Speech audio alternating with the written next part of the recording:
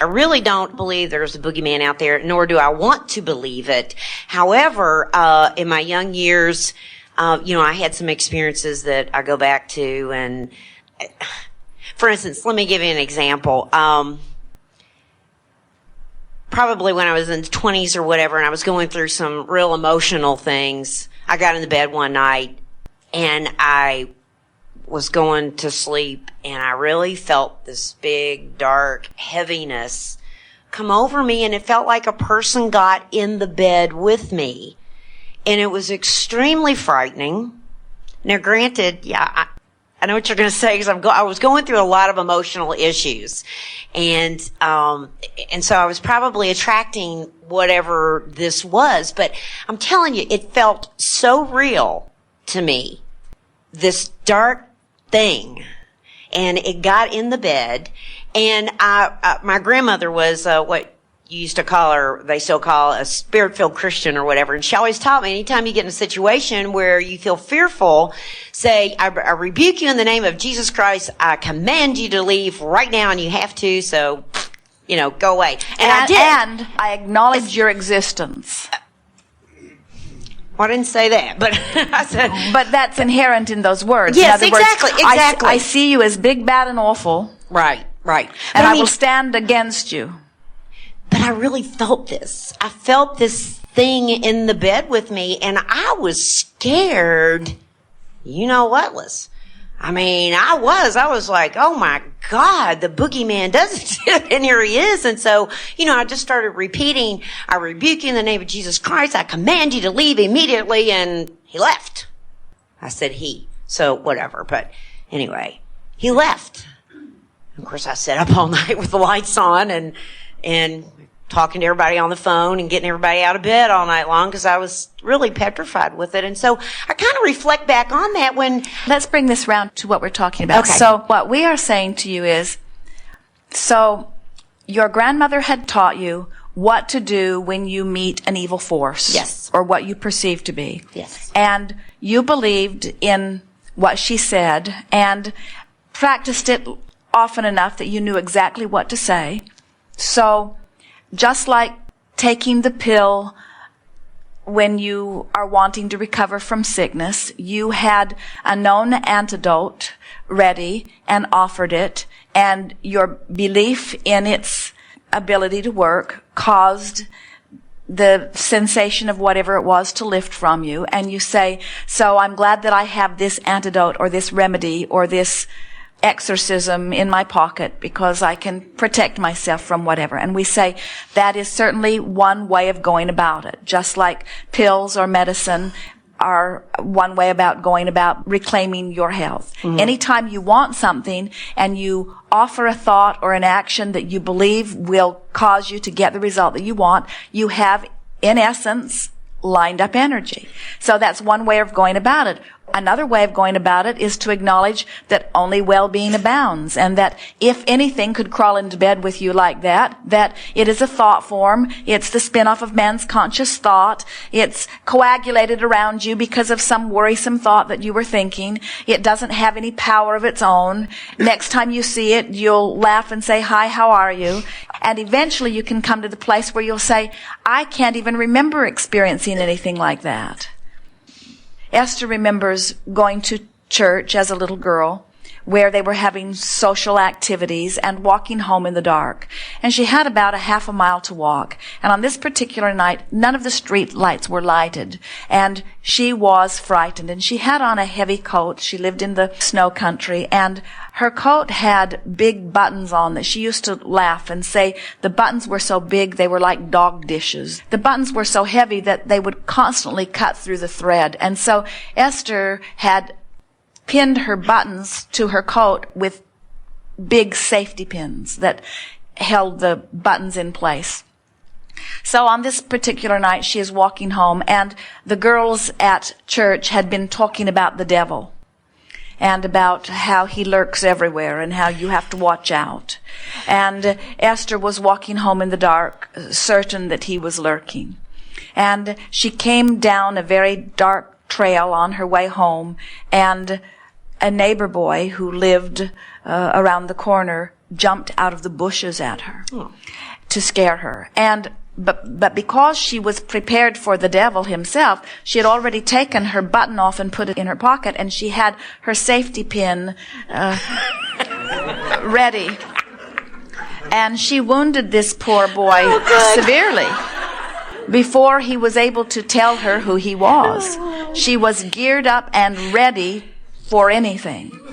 And that experience sort of shocked her into a different orientation. Somehow she, in that moment, realized that her fear and corresponding action were much more damaging than anything that she had ever found lurking in the bushes. In other words, all of those stories and all of that horror that had been presented to her, and the worst thing that ever happened is that she badly hurt her neighbor.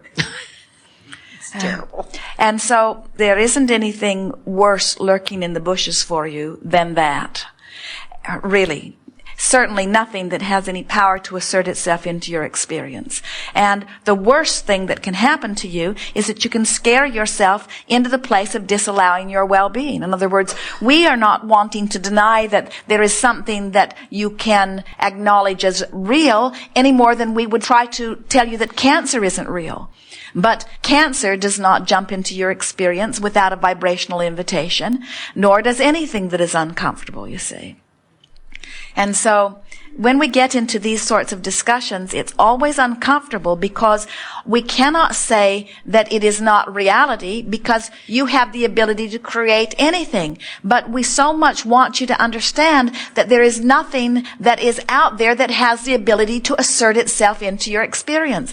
And all of these stories of protection and warning are advocating and encouraging the perpetuation of the things that you do not want. Physical man has such a distorted view because he does not understand law of attraction. He does not understand the law of inclusion. And so you have a war against drugs and a war against AIDS and a war against cancer and a war against terrorism. And your attention to these things causes more people to activate within themselves vibrations that cause them to include more of those things. And then they take the results of their activation as facts that they now use as the evidence to support their claims to frighten more people into the attraction of more things that they do not want.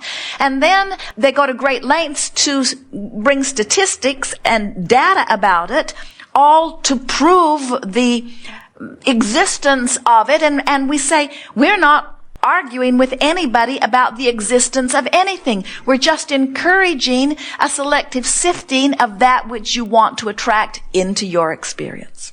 And we will never, no matter how many discussions we have, acknowledge that there is a source of cancer or that there is a source of evil. In every case, it's the shadow in the corner where the light was disallowed. That's all it ever is. And so the way you shine light on things is to look for what you want. You're just not ever going to be able to protect yourself from unwanted things because the protection of it activates the vibration of it and brings it into your experience, and you can't get around it.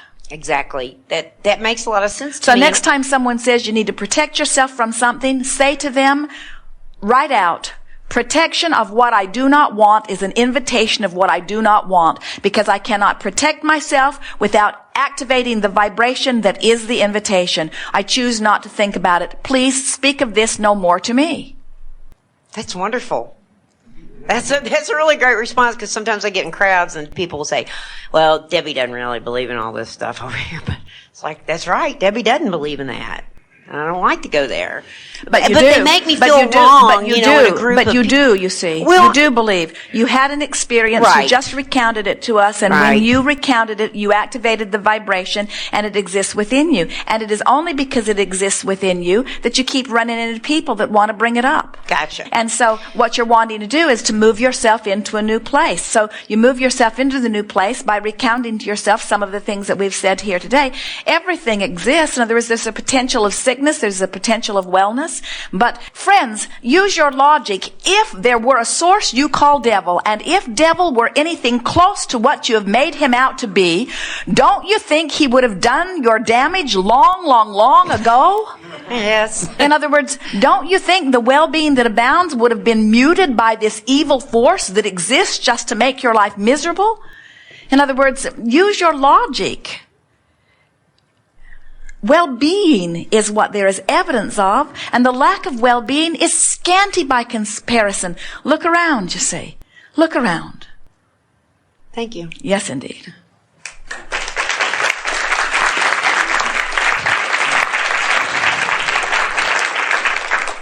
How bad can something be that only has the ability to crawl in bed and scare you? Did it touch you? Did it mess up your room? Did it mess up your hair? Did it leave red spots on your body?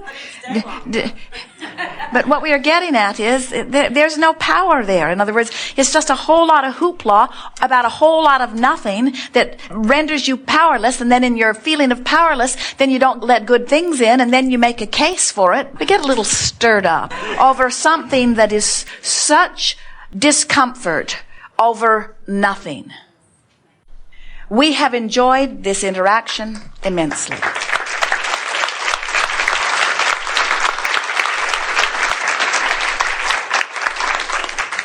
It's wonderful to come together with those like you who are coming more and more in every day to understand who you are. We really make far too much of this. It's appropriate that you want to feel good, and it's normal that you do feel good, but it isn't wrong when you don't feel good. Just continue to want to feel good and let that be your dominant quest. And don't try to compare how good you feel with how good anybody else feels. Let how good you feel be only important as it relates to how good you have felt. We want you to know that the releasing of resistance is the finding of relief, and that it is possible to find relief in every emotion.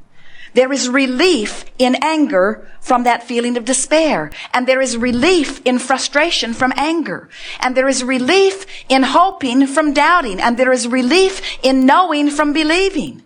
There is relief in joy and passion and ecstasy, and we want you to know that you will never achieve a state of emotion from which there is not more potential relief.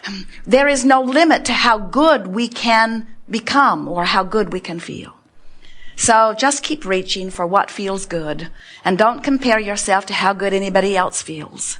And don't try to guide yourself from the outside in. Instead, make a determination that you're going to start guiding yourself from the inside out. And most of all, lighten up and be easy about it. We want you to approach this life in exactly the way you intended as you came forth. It's a creative vacation in which you intended to have a really good time. It's not an assigned project where you are supposed to do something. It's a creative adventure, and you get to decide every moment of the creation.